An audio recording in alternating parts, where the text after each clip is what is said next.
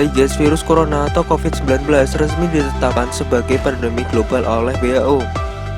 Seperti yang diberitakan NBC News, Badan Kesehatan Dunia tersebut menaikkan status virus corona karena penyebarannya yang sangat cepat di berbagai negara dalam rentang waktu yang relatif singkat.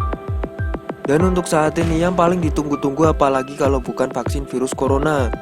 Namun pembuatan vaksin tentu tidak mudah dan dibutuhkan waktu yang sangat lama untuk membuat vaksin yang benar-benar efektif untuk manusia.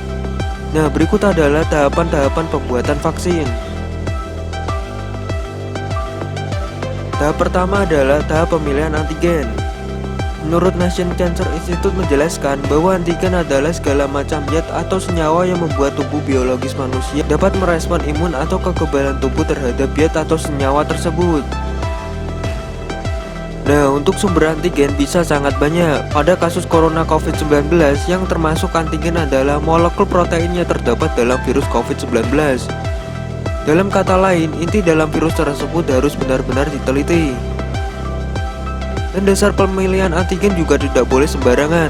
Tak hanya itu, pengujiannya dan pemilihannya harus dilakukan dengan sangat teliti dan berulang-ulang. Karena pemilihan antigen adalah proses yang paling dasar yang harus dilakukan untuk melangkah ke jenjang berikutnya. Tahapan kedua adalah isolasi antigen. Nah, isolasi antigen bertujuan untuk memisahkan dan menghilangkan zat-zat atau senyawa yang tidak dibutuhkan dalam pembuatan vaksin.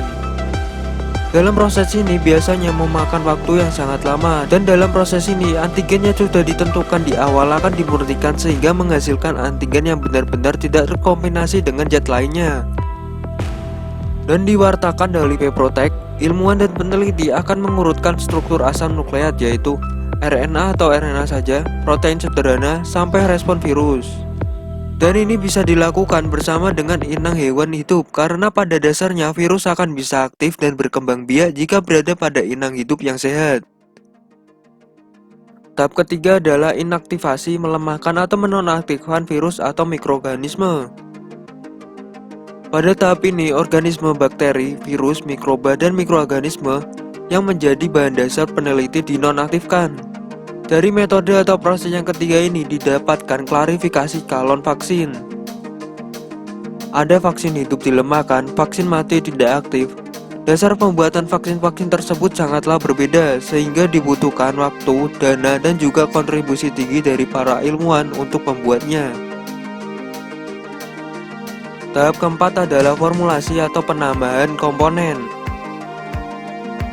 Tahap formulasi merupakan tahap yang paling rumit. Apabila gagal maka proses harus diulang dari awal, mulai dari penambahan bahan dasar vaksin, pengombinasi vaksin, dan penentukan apakah vaksin tersebut akan dibuat sebagai vaksin tunggal atau vaksin kombinasi. Dan tak sampai di situ, antigen yang sebelumnya dibentuk dan ditambahkan dengan bahan adjuvan, yakni atau zat senyawa yang berfungsi untuk memperkuat respon imun pada tubuh manusia. Melansir dari Pacific Immunology, penambahan bahan-bahan dasar dalam vaksin seperti adjuvan sangatlah penting. Karena apabila langsung diberikan imunisasi pada antigen tanpa adjuvan, maka sistem kekebalan tubuh justru akan rusak. Dan tanpa adjuvan, sistem imun atau kekebalan tubuh tidak akan responsif lagi terhadap vaksin yang diberikan. Nah, untuk tahap kelima yaitu tahap paling akhir, yaitu pengujian. Yang dilansir dari jurnal Science Immunization, awal vaksin diuji terlebih dahulu di laboratorium. Ilmuwan dan ahli medis akan melihat dan meneliti apakah vaksin benar-benar bisa lulus terhadap uji coba di laboratorium. Jika vaksin dilihat dan nilai berpotensi sesuai dengan harapan, maka vaksin diuji cobakan pada hewan. Dan pengujian vaksin terhadap hewan tersebut bisa membutuhkan waktu yang lama. Pengujian pada hewan harus benar-benar teliti. Apabila ada perubahan sekecil apapun harus dicatat dan harus diperhatikan. Setelah uji coba pada hewan, maka masuk dalam tahap uji klinik pada manusia, dan untuk studi untuk pengujian ini memakan waktu yang lebih lama.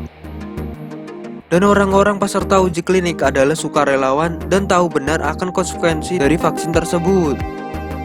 Tetapi itu juga belum cukup. Agar vaksin tetap disetujui untuk dipakai di seluruh dunia, akan ada uji klinik dan studi lain akan menilai apakah vaksin tersebut benar-benar efektif, dan studi membutuhkan sukarelawan yang lebih banyak, bisa ratusan dan bahkan ribuan orang.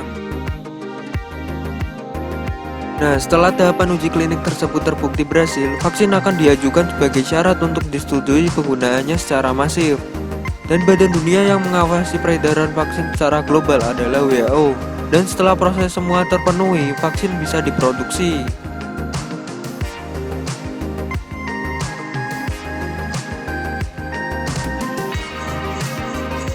Bila kalian suka video ini, jangan lupa untuk mengklik tombol subscribe pada channel ini, karena satu subscribe merupakan semangat bagi kami.